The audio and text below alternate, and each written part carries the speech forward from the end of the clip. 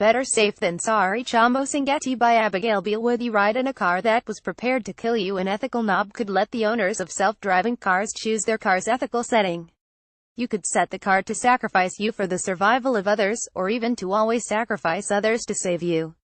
The dilemma of how self-driving cars should tackle moral decisions is one of the major problems facing manufacturers. When humans drive cars, instinct governs our reaction to danger. When fatal crashes occur, it is usually clear who is responsible. But if cars are to drive themselves, they cannot rely on instinct, they must rely on code. And when the worst happens, will it be the software engineers, the manufacturers, or the car owner who is ultimately responsible? Advertisement. People's attitudes to the issue are also complicated. A 2015 study found that most people think a driverless car should be utilitarian, taking actions to minimize the amount of overall harm, which might mean sacrificing its own passengers in certain situations. But while people agreed to this in principle, they also said they would never get in a car that was prepared to kill them. Go full altruist. We wanted to explore what would happen if the control and the responsibility for a car's actions were given back to the driver, says Giuseppe Contessa at the University of Bologna in Italy, who along with his colleagues has come up with a solution.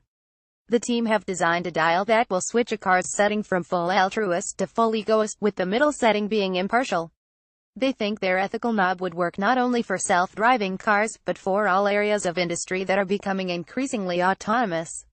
The knob tells an autonomous car the value that the driver gives to his or her life relative to the lives of others, says Contessa. The car would use this information to calculate the actions it will execute, taking into account the probability that the passengers or other parties suffer harm as a consequence of the car's decision. But there are issues with the idea. If people have too much control over the relative risks the car makes, we could have a tragedy of the commons type scenario, in which everyone chooses the maximal self-protective mode, says Edmund Awad of the MIT Media Lab, lead researcher on the Moral Machine project there. Another concern is that people may be unwilling to take on moral responsibility. If everybody were to choose the impartial option, the ethical knob will not help with the existing dilemma. It is too early to decide whether this would be a good solution, says Awad. But he welcomes a new idea in an otherwise thorny debate.